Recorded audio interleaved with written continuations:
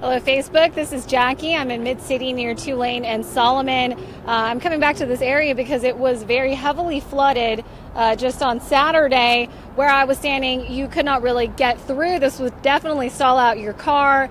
The water would have come up to about the top of this tire here. Now, also where we are right now, this is sort of like a mixed neighborhood. You have the residential businesses here in the same area. So stores and shops to the right, and then the homes back there. This is Solomon. And then if you just take a walk here, you can see how they're cleaning out. People leaving things out here for it to dry. The water was definitely, probably able to seep through this building. You can see they have things that they've pulled out so that it dries, from shoes to looks like clothing up there.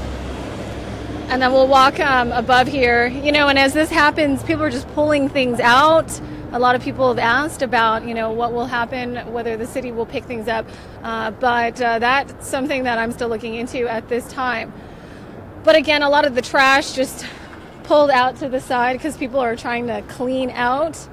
Here's a look inside this business here. This is Move It. It's a company that helps people move around the city.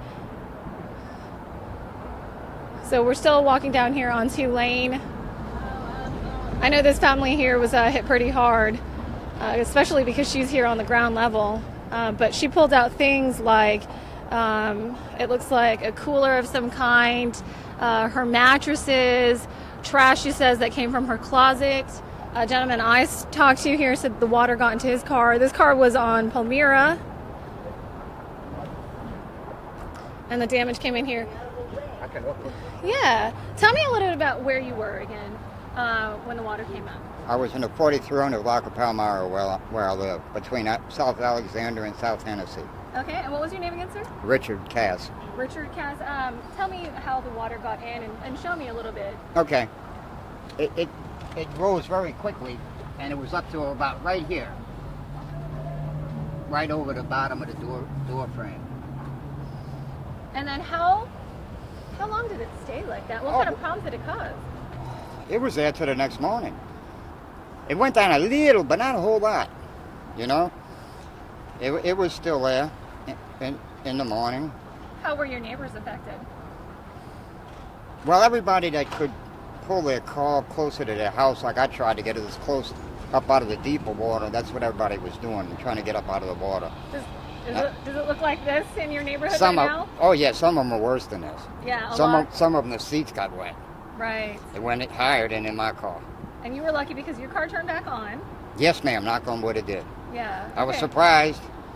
But I think when you're walking down your neighborhood here, that is South Hennessy there, everybody's got like the doors open. Oh, yeah, yeah. Yeah, it looks like a war zone. Everybody's just cleaning up. I know my neighbor across the street. He didn't move his car. He must have not been home.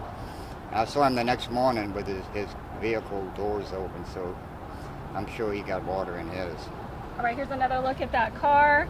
It's like a mid-sized sedan, and it still came up. He was on Palmyra. I'm right now on Tulane, but this entire area was flooded. There was just water just about everywhere. All right, I'm going to walk back over here, and I'm going to take a look at this home. This is an air conditioning unit that, was soaked by the water, and it probably isn't working anymore. Can you tell me a little bit about what happened in your situation and when it started? It started Saturday afternoon, and we got flooded. It was about 9 inches of rain in the whole house. The entire house? The entire house, yes, ma'am. All right, I'm going to take a look really quick. Yes, ma'am. To show people, there's still a lot of water inside. I mean, it's really hard for a lot of people to clean up. So you can see she's done the best she could. She's mopped, but pushing all that water out, especially in some of these shotgun homes, right? They just stretch all the way to the back. This water came up here to this mattress here, the box spring, I believe.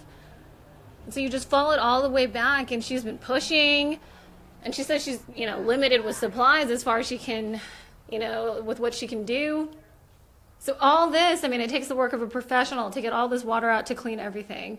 And she's just thrown about everything else that she could. She said she didn't really have a lot of stuff in here, but even with that, you can see how much of the water that is still left behind. Let me see if I can do a better job of showing you There's just not that much lighting in here. Maybe we just go this way.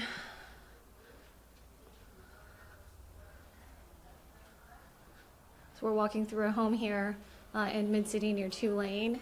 It's Solomon. Here's where the water is pooling. She's been working at least a day. Here's the mop she's been using. In the meantime, you know, it smells. I mean, this is dirty water, and she's worried about mold, and things just, you know, continuing to get ruined in here.